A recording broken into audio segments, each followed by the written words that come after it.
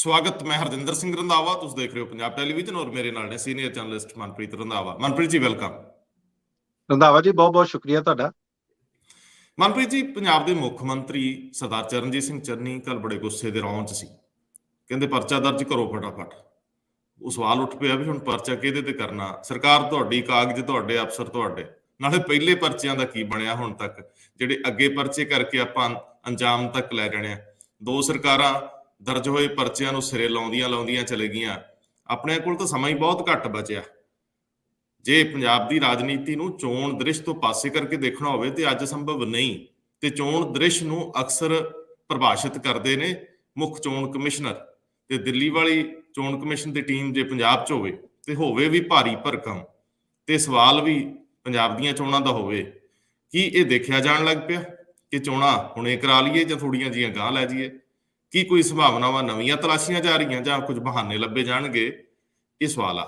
ਲੇਕਿਨ ਜੇ ਤੁਸੀਂ ਅੱਜ ਲਖੀਮਪੁਰ ਖੀਰੀ ਦਾ ਜ਼ਿਕਰ ਨਹੀਂ ਕਰੋਗੇ ਤਾਂ ਨਾ ਇਨਸਾਫੀ ਕਰੋਗੇ। ਅੱਜ ਪ੍ਰਧਾਨ ਮੰਤਰੀ ਕਟਹਿਰੇ 'ਚ ਨੇ। ਜਦੋਂ SIT ਆਖਦੀ ਆ ਇਹ ਤਾਂ ਸਿੱਧੇ ਸਾਜ਼ਿਸ਼ ਸੀਗੀ। ਉਹ ਸੁਪਰੀਮ ਕੋਰਟ ਦੇ ਵਿੱਚ ਆਪਣੀ ਗੱਲ ਰੱਖਣ ਲੱਗ ਗਿਆ। ਨਾਲ ਦੀ ਨਾਲ ਜਦੋਂ ਪਬਲਿਕ ਦੇ ਵਿੱਚ ਆਉਂਦੀ ਹੈ ਤਾਂ ਮੱਥਾ ਠਣਕਦਾ ਕਿ ਇਸ ਦੇਸ਼ ਦੇ ਵਿੱਚ ਆਖਰ ਹੋ ਕੀ ਰਿਹਾ। ਤੇ ਜੇ ਹੋ ਚੁੱਕਿਆ ਤਾਂ ਉਹ ਲੋਕ ਹੁਣ ਤੱਕ ਖਾਰਜ ਕਿਉਂ ਨਹੀਂ ਕੀਤੇ ਗਏ ਮਿਨਿਸਟਰੀਆਂ ਤੋਂ, ਤੇ ਉਹਨਾਂ ਨੂੰ ਅੰਦਰ ਕਿਉਂ ਨਹੀਂ ਕੀਤਾ ਗਿਆ? ਸਵਾਲ ਉੱਠਦੇ ਰਹਿਣਗੇ। ਅਕਾਲੀ ਦਲ ਕੱਲ ਵੱਡਾ ਬਿਗਲ ਵਜਾ ਚੁੱਕਿਆ, ਲੇਕਿਨ ਉਹਦੀ ਜਿਹੜੀ ਮੂਲ ਭਾਵਨਾ ਸੀ, ਉਹਦੀ ਟੋਨ ਭਾਵੇਂ ਪੰਥਕ ਰਹੀ ਹੋਵੇ, ਸੁਨੇਹਾ ਪੰਥਕ ਓਡਾ ਵੱਡਾ ਨਹੀਂ ਗਿਆ। ਸੁਨੇਹਾ ਫੈਡਰਲ ਢਾਂਚੇ ਨੂੰ ਖੜੇ ਰੱਖਣ ਦਾ ਜਿਹੜਾ ਸੀਗਾ, ਔਰ ਇਹਦੇ ਸੰਬੰਧੀ ਜਿਹੜੀ ਪੁਰਾਣੀ ਕਵਾਇਦ ਸੀ ਕਿ ਅਸੀਂ ਸਾਰੀਆਂ ਖੇਤਰੀ ਪਾਰਟੀਆਂ ਨੂੰ ਇੱਕ ਮੰਚ ਤੋਂ ਦਿਖਾਵਾਂਗੇ, ਆਪਣੇ ਸੱਜਣ ਸਾਥੀ ਵੀ ਨਾਲ ਨਜ਼ਰ ਨਾ ਆਏ। ਉਹ ਹੁਣ ਵੱਡੇ ਭਰਮ ਸਿਰਜੇ ਨਹੀਂ ਜਾ ਸਕੇ। ਹਾਲਾਂਕਿ ਇਸ ਦਾ ਪ੍ਰਕਾਸ਼ ਸਿੰਘ ਬਾਦਲ ਅਜੇ ਵੀ ਬਹੁਤ ਸੰਤੁਲਿਤ ਬੋਲੇ, ਔਰ ਉਹ ਮੇਰਾ ਖਿਆਲ ਸਭ ਤੋਂ ਵੱਡਾ ਚਿਹਰਾ ਵੀ ਉਹੀ ਉੱਭਰ ਕੇ ਸਾਹਮਣੇ ਆਏ। ਲੇਕਿਨ ਜੇਕਰ ਤੁਸੀਂ ਪੰਜਾਬ ਦੀ ਸਮੁੱਚੀ ਰਾਜਨੀਤੀ ਨੂੰ ਦੇਖਣਾ ਹੋਵੇ, BJP ਦਾ ਇੱਕ ਨਵਾਂ ਪੈਂਤੜਾ ਅੱਗੇ ਵੱਧ ਰਿਹਾ। ਢੀਂਡਸੇ ਫੈਸਲਾ ਲੈਣ ਦੀ ਦਲੇਰੀ ਨਹੀਂ ਕਰ ਪਾ ਰਹੇ ਤੇ ਕੈਪਟਨ ਅਮਰਿੰਦਰ ਸਿੰਘ ਆਪਣਾ ਕਾਫਲਾ ਵੱਡਾ ਕਰ ਰਿਹਾ। ਪ੍ਰਤਾਪ ਸਿੰਘ ਬਾਜਵਾ ਨੇ ਵੀ ਆਪਣੀ ਰੇਲ ਚਲਾ ਲਈ ਆ ਚੋਣ ਮੈਨੀਫੈਸਟੋ ਦੀ, ਤੇ ਅੱਜ ਜਾਖੜ ਸਾਹਿਬ ਨੇ ਵੀ ਨਿੱਠ ਕੇ ਬਹਿਣਾ। ਉਹਨਾਂ ਦੀ ਨਾਲ ਦੀ ਕੁਰਸੀ ਤੇ ਕੌਣ ਹੋਣਗੇ ਇਹ ਦੇਖਣਾ ਦਿਲਚਸਪ ਹੋਊਗਾ। ਲੇਕਿਨ ਸਭ ਤੋਂ ਪਹਿਲਾਂ ਮੈਂ ਤੁਹਾਨੂੰ ਬੇਨਤੀ ਕਰੂੰਗਾ ਕਿ ਤੁਸੀਂ ਮੈਨੂੰ ਲਖੀਮਪੁਰ ਖੀਰੀ ਸੰਬੰਧੀ ਗੱਲ ਅੱਗੇ ਵਧਾਓ, ਤਾਂ ਕਿ ਅਸੀਂ ਸਭ ਤੋਂ ਅਹਿਮ, ਸਭ ਤੋਂ ਸੰਜੀਦਾ, ਸੰਵੇਦਨਸ਼ੀਲ ਮੁੱਦੇ ਦੇ ਉੱਤੇ ਘੱਟੋ ਘੱਟ ਸਭ ਤੋਂ ਪਹਿਲਾਂ ਗੱਲ ਕਰ ਸਕੀਏ ਇਸ ਸੈਗਮੈਂਟ 'ਚ। ਰੰਧਾਵਾ ਜੀ ਦੇਖੋ, 3 ਅਕਤੂਬਰ ਨੂੰ ਲਖੀਮਪੁਰ ਖੀਰੀ ਦੀ ਉਹ ਘਟਨਾ ਹੁੰਦੀ ਆ ਜਿਸ ਨਾਲ ਪੂਰੀ ਦੁਨੀਆ, ਭਾਰਤ ਦੇ ਵਿੱਚ, ਪੰਜਾਬ ਦੇ ਵਿੱਚ ਤੇ ਪੂਰੀ ਦੁਨੀਆ ਜਿੱਥੇ ਜਿੱਥੇ ਭਾਰਤ ਵਾਸੀ ਜਾਂ ਇੱਥੋਂ ਦੇ ਵਸਿੰਦੇ ਰਹਿੰਦੇ ਆ, ਉਹ ਬੁਖਲਾ ਕੇ ਰਹਿ ਗਏ, ਚੌਂਕ ਗਏ। ਬਲਕਿ ਹੈਰਾਨੀ ਹੋਈ ਕਿ ਇਸ ਤਰ੍ਹਾਂ ਦੀ ਘਟਨਾ ਵੀ ਹੋ ਸਕਦੀ ਹੈ ਜਿੱਥੇ ਤੁਰੇ ਜਾਂਦੇ ਆਰਾਮ ਨਾਲ ਵਿਅਕਤੀਆਂ ਨੂੰ, ਜਿਹੜੇ ਕਿਸਾਨ ਤੁਰੇ ਜਾਂਦੇ ਸੀ, ਉਹਨਾਂ ਨੂੰ 3 ਗੱਡੀਆਂ ਵੱਡੀਆਂ ਆਉਂਦੀਆਂ, ਦਰੜ ਕੇ ਉਹਨਾਂ ਨੂੰ ਕੁਚਲ ਕੇ ਚਲੀਆਂ ਜਾਂਦੀਆਂ। 4 ਕਿਸਾਨ ਤੇ 1 ਪੱਤਰਕਾਰ, ਬਾਅਦ ਚ 2 ਭਾਜਪਾ ਦੇ ਲੀਡਰ ਤੇ 1 ਹੋਰ ਡਰਾਈਵਰ, ਯਾਨੀ ਕਿ 8 ਵਿਅਕਤੀ ਮਾਰੇ ਜਾਂਦੇ ਆ। ਸਾਰੀ ਜਿਹੜੀ ਦੁਨੀਆ ਸੀ ਉਸ ਨੂੰ ਝੰਜੋੜ ਕੇ ਰੱਖਤਾ। ਉਸ ਤੋਂ ਬਾਅਦ ਇੱਕ ਦੂਸਰੇ ਤੇ ਦੂਸ਼ਣਬਾਜ਼ੀ ਆਉਂਦੀ ਹੈ ਤੇ ਇਹ ਜਿਹੜੀ ਗੱਲਬਾਤ ਹੁੰਦੀ ਆ, ਅਜੇ ਕੁਮਾਰ ਮਿਸ਼ਰਾ ਟੈਣੀ ਜਿਹੜੇ ਗ੍ਰਹਿ ਰਾਜ ਮੰਤਰੀ ਆ, ਉਹਨਾਂ ਦੇ ਮੁੰਡੇ ਤੇ ਗੱਲ ਆਉਂਦੀ ਆ। ਤੇ ਉਸ ਤੋਂ ਬਾਅਦ ਜਿਹੜੇ ਅਸ਼ੀਸ਼ ਕੁਮਾਰ ਮਿਸ਼ਰਾ ਤੇ ਗ੍ਰਿਫਤਾਰੀਆਂ ਦੀ ਗੱਲ ਆਉਂਦੀ ਤੇ ਫੜ ਵੀ ਲਏ ਜਾਂਦੇ ਆ। ਅੱਜ ਦੀ ਤਾਰੀਖ ਦੇ ਵਿੱਚ ਅਜੇ ਕੁਮਾਰ ਮਿਸ਼ਰਾ ਟੈਣੀ ਦੇ ਜਿਹੜੇ ਮੁੰਡੇ ਨੇ, ਅਸ਼ੀਸ਼ ਕੁਮਾਰ ਮਿਸ਼ਰਾ, ਉਹਨਾਂ ਦੇ ਨਾਲ 13 ਵਿਅਕਤੀ ਹੋਰ ਨੇ ਜਿਹੜੇ ਨਾਮਜ਼ਦ ਨੇ ਤੇ ਇਸ ਟਾਈਮ ਜੇਲ੍ਹ ਦੇ ਅੰਦਰ ਆ। ਉਸ ਤੋਂ ਬਾਅਦ ਯੂਪੀ ਪੁਲਿਸ ਲਗਾਤਾਰ ਇਸ ਦੀ ਜਾਂਚ ਕਰਦੀ ਹੈ, ਲੇਕਿਨ ਸੁਪਰੀਮ ਕੋਰਟ ਇਹਦਾ ਡਾਇਰੈਕਟ ਨੋਟਿਸ ਲੈ ਲੈਂਦਾ। ਉਹ ਕਹਿੰਦੇ ਸਾਨੂੰ ਤੁਹਾਡੀ ਇਨਵੈਸਟੀਗੇਸ਼ਨ ਤੇ ਜਾਂਚ ਤੇ ਨਾ ਤਾਂ ਭਰੋਸਾ ਤੇ ਨਾ ਹੀ ਤਸੱਲੀ ਆ, ਤੇ ਫਿਰ ਉਹ ਇੱਕ ਨਵੀਂ ਟੀਮ ਬਣਾ ਦਿੰਦੇ ਨੇ IPS ਅਫਸਰਾਂ ਦੀ, SIT।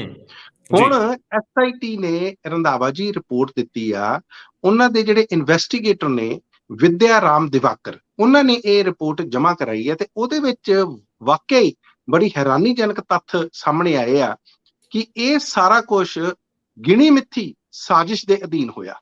ਜਿਹੜੇ ਅਜੇ ਕੁਮਾਰ ਮਿਸ਼ਰਾ 3 ਅਕਤੂਬਰ ਨੂੰ ਇਹ ਘਟਨਾ ਵਾਪਰਦੀ ਆ ਤੇ 4 ਤੇ 5 ਨੂੰ ਉਹ ਆਪਣੇ ਬਿਆਨ ਦਿੰਦੇ ਨੇ। ਕਹਿੰਦੇ ਪਹਿਲੀ ਗੱਲ ਤਾਂ ਕਹਿੰਦੇ ਮੇਰਾ ਮੁੰਡਾ ਉੱਥੇ ਹੈ ਹੀ ਨਹੀਂ ਸੀ, ਤੇ ਜੇ ਹੋਊਗਾ ਤਾਂ ਕਹਿੰਦੇ ਕੋਈ ਗੱਲ ਨਹੀਂ, ਮੈਂ ਅਸਤੀਫਾ ਦੇ ਦੂੰਗਾ, ਵੈਸੇ ਕਹਿੰਦੇ ਸਾਡਾ ਹੱਥ ਨਹੀਂ। ਇੱਥੋਂ ਤੱਕ ਉਹਨਾਂ ਨੇ ਕਿਹਾ ਕਿ ਕੋਈ ਹੋ ਸਕਦਾ ਬੱਬਰ ਖਾਲਸਾ ਨੇ ਕਰਾਤਾ ਹੋਵੇ। ਕਮਾਲ ਦੀਆਂ ਗੱਲਾਂ ਇੱਕ ਗ੍ਰਹਿ ਰਾਜ ਮੰਤਰੀ ਕਰ ਰਹੇ ਸੀ ਜਿਨ੍ਹਾਂ ਦੇ ਅਧੀਨ ਪੂਰੀ ਪੁਲਿਸ ਆਉਂਦੀ ਆ। ਹੁਣ ਇਸ ਜਿਹੜੀ SIT ਦੀ ਰਿਪੋਰਟ ਆ ਉਹ ਚ ਹੈ ਕੀ ਆ? ਉਹ ਕਹਿੰਦੇ ਜਿਹੜੇ 13 ਵਿਅਕਤੀ ਆ, ਇਹ ਕੋਈ ਐਵੇਂ ਨਹੀਂ ਹੋ ਗਿਆ ਕਿ ਅਣਗਹਿਲੀ ਨਹੀਂ ਇਹਨਾਂ ਤੋਂ ਹੋ ਗਈ। ਇਹਨਾਂ ਨੇ ਪਹਿਲਾਂ ਉਹਦੀ ਵਿਉਂਤ ਬਣਾਈ, ਸਾਜ਼ਿਸ਼ ਘੜੀ ਗਈ, ਰਚੀ ਗਈ। ਉਸ ਤੋਂ ਬਾਅਦ ਇਹ ਸਾਰੀਆਂ ਗੱਡੀਆਂ ਚੜਾਈਆਂ ਗਈਆਂ। ਮੈਂ ਤੁਹਾਨੂੰ ਇੱਥੇ ਇਹ ਵੀ ਦੱਸਦਾ ਕਿ ਉਸੇ ਦਿਨ 3 ਅਕਤੂਬਰ ਨੂੰ ਡਿਪਟੀ ਸੀਐਮ ਨੇ ਉੱਤਰ ਪ੍ਰਦੇਸ਼ ਦੇ ਕੇਸ਼ਵ ਪ੍ਰਸਾਦ ਮੌਰਿਆ, ਉਹਨਾਂ ਦਾ ਉਸੇ ਏਰੀਆ ਦੇ ਵਿੱਚ ਆਪਣਾ ਇੱਕ ਸਮਾਗਮ ਸੀ। ਇੱਥੋਂ ਤੱਕ ਤੈਅ ਹੋ ਗਿਆ ਸੀ ਕਿ ਜਿਹੜੇ ਕਿਸਾਨ ਸੀ ਜਾਂ ਕਿਸਾਨ ਜਥੇਬੰਦੀਆਂ ਜਿਹੜਾ ਉਹਨਾਂ ਦਾ ਵਿਰੋਧ ਕਰ ਰਹੇ ਸੀ, ਉਹ ਟਕਰਾਅ ਦੇ ਵਿੱਚ ਨਹੀਂ ਆਉਣਗੀਆਂ, ਵੱਖਰੇ ਵੱਖਰੇ ਰਾਸਤੇ ਚੁਣ ਲਏ ਗਏ ਸੀ। ਲੇਕਿਨ ਇਸ ਦੇ ਬਾਵਜੂਦ ਇਹ ਗੱਡੀਆਂ ਉਸ ਰਾਹ ਤੇ ਆਈਆਂ ਤੇ ਉਸ ਤੋਂ ਬਾਅਦ ਤੁਹਾਨੂੰ ਪਤਾ ਹੀ ਆ, ਬਹੁਤ ਸਾਰੇ ਇਹ ਤਾਂ ਜਿਹੜੇ ਮੈਂ ਤੁਹਾਨੂੰ ਦੱਸਿਆ ਜਿਹੜੇ ਲੋਕੀ ਮਾਰੇ ਗਏ ਆ, ਉਹ ਲੋਕ ਜਿਨ੍ਹਾਂ ਦੇ ਹੱਥ ਪੈਰ ਟੁੱਟ ਗਏ। ਤੇਜਿੰਦਰ ਸਿੰਘ ਵਿਰਕ ਨਾਮ ਦੇ ਕਿਸਾਨਾਂ ਦੇ ਨੇਤਾ ਸੀ, ਉਹ ਵੀਡੀਓ 'ਚ ਵੀ ਵੇਖੇ ਜਾ ਸਕਦੇ ਆ। ਉਹ 17 ਦਿਨ ਤੱਕ ਹਸਪਤਾਲ ਦੇ ਵਿੱਚ ਰਹੇ, 35 ਟਾਂਕੇ ਉਹਨਾਂ ਦੇ ਲੱਗੇ ਤੇ ਅੱਜ ਵੀ ਹਜੇ ਤੱਕ ਉਹ ਪੂਰੇ 72 ਦਿਨਾਂ ਦੇ ਬਾਅਦ ਵੀ ਉਹ ਠੀਕ ਨਹੀਂ ਹੋਏ। ਸੋ ਇਹ ਤਮਾਮ ਤਰ੍ਹਾਂ ਦੀਆਂ ਗੱਲਾਂ ਆਈਆਂ। ਮੈਂ ਤੁਹਾਨੂੰ ਇੱਕ ਚੀਜ਼ ਹੋਰ ਦੱਸਦਾ, ਹੁਣ ਜਿਹੜਾ ਪ੍ਰੈਸ਼ਰ ਆ ਅਜੇ ਕੁਮਾਰ ਮਿਸ਼ਰਾ ਤੇ ਗ੍ਰਹਿ ਰਾਜ ਮੰਤਰੀ ਤੇ ਇਹਨਾਂ ਤੇ ਵੱਧ ਜਾਣਾ। ਦੇਖੋ ਨਰਿੰਦਰ ਮੋਦੀ ਜਿਹੜੇ ਪ੍ਰਧਾਨ ਮੰਤਰੀ ਨੇ, ਉਹਨਾਂ ਦੇ ਕੈਬਨਿਟ ਦੇ ਵਿੱਚ ਇਸ ਤਰ੍ਹਾਂ ਦੇ ਮੰਤਰੀਆਂ ਦਾ ਰਹਿਣਾ ਵਾਕਿਆ ਸਾਰਿਆਂ ਨੂੰ ਹੈਰਾਨ ਵੀ ਕਰਦਾ ਤੇ ਪਰੇਸ਼ਾਨ ਵੀ ਕਰਦਾ। ਜਿਹੜੇ ਸਾਡੇ ਗ੍ਰਹਿ ਮੰਤਰੀ ਆ ਅਮਿਤ ਸ਼ਾਹ, ਉਹਨਾਂ ਨੂੰ ਵੀ ਸੋਚਣਾ ਪਊਗਾ। ਇੱਕ ਚੀਜ਼ ਮੈਂ ਤੁਹਾਨੂੰ ਇਹ ਦੱਸਦਾ, ਇੱਕ ਸਾਡੇ ਹੋਰ ਗ੍ਰਹਿ ਰਾਜ ਮੰਤਰੀ ਨੇ ਨਿਸ਼ਚਿਤ ਪ੍ਰਮਾਣਿਕ, ਉਹਨਾਂ ਬਾਰੇ ਆਪਾਂ ਬਹੁਤ ਜ਼ਿਆਦਾ ਸੁਣਿਆ ਨਹੀਂ। ਉਹ ਵੈਸਟ ਬੰਗਾਲ ਤੋਂ ਆਉਂਦੇ ਆ, ਕੂਚ ਬਿਹਾਰ ਉੱਥੋਂ ਦੀ ਜਗ੍ਹਾ, ਉੱਥੋਂ ਆਉਂਦੇ ਆ।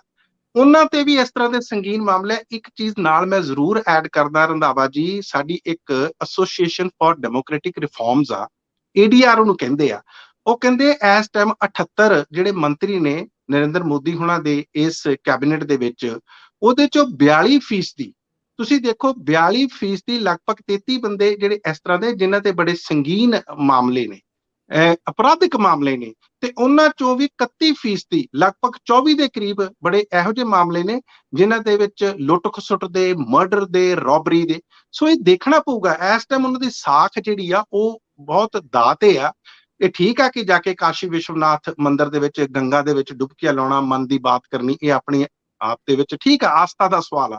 ਲੇਕਿਨ ਆਪਣੇ ਮਨ ਦੇ ਅੰਦਰ ਝਾਤੀ ਵੀ ਮਾਰਨੀ ਪਊਗੀ ਨਰਿੰਦਰ ਮੋਦੀ ਹੁਣਾਂ ਨੂੰ ਕਿ ਜਿਹੜੇ ਇਹ ਵਿਅਕਤੀ ਜਿਨ੍ਹਾਂ ਤੇ ਇੰਨੇ ਸੰਗੀਨ ਅਪਰਾਧਿਕ ਮਾਮਲੇ ਦਰਜ ਨੇ, ਇਹਨਾਂ ਦਾ ਕੀ ਕਰਨਾ। ਕਿਉਂਕਿ ਜਿਹੜੀ SIT ਦੀ ਰਿਪੋਰਟ ਆ ਆਪਣੇ ਆਪ ਦੇ ਵਿੱਚ ਲੋਕਾਂ ਨੂੰ ਬਹੁਤ ਹੈਰਾਨ ਕਰਨ ਵਾਲੀ ਆ ਕਿ ਇੱਕ ਸਾਜ਼ਿਸ਼ ਘੜੀ ਗਈ ਆ, ਨਾ ਕਿ ਕੋਈ ਅਣਗਹਿਲੀ ਹੋਈ ਆ। ਜੀ ਰੰਧਾਵਾ ਜੀ, ਬੇਸਿਕਲੀ ਸਿਆਸੀ ਬਦਲਾਖੋਰੀ ਦੇ ਕੇਸ ਜਿਹੜੇ ਆ ਉਹਨਾਂ ਨੂੰ ਅਕਸਰ ਲਿਆਂਦਾ ਜਾਂਦਾ ਸਾਹਮਣੇ ਕਿ ਪੋਲੀਟੀਸ਼ੀਅਨ ਲਈ ਤਾਂ ਇਹ ਇੱਕ ਸਿਰਪੀੜ ਰਹਿੰਦੀ ਹੈ ਕਿ ਉਹਨਾਂ ਦੇ ਉੱਤੇ ਕੇਸ ਹੋ ਹੀ ਜਾਂਦੇ ਆ। ਕਈ ਵਾਰੀ ਇਲੈਕਸ਼ਨਾਂ ਦੇ ਦੌਰਾਨ ਹੋ ਜਾਂਦੇ ਆ, ਕਈ ਵਾਰੀ। ਲੇਕਿਨ ਜਿਹੜੇ ਕ੍ਰਿਮੀਨਲ ਮਾਈਂਡਡ ਨੇ, ਜਿਨ੍ਹਾਂ ਦਾ ਧਿਆਨ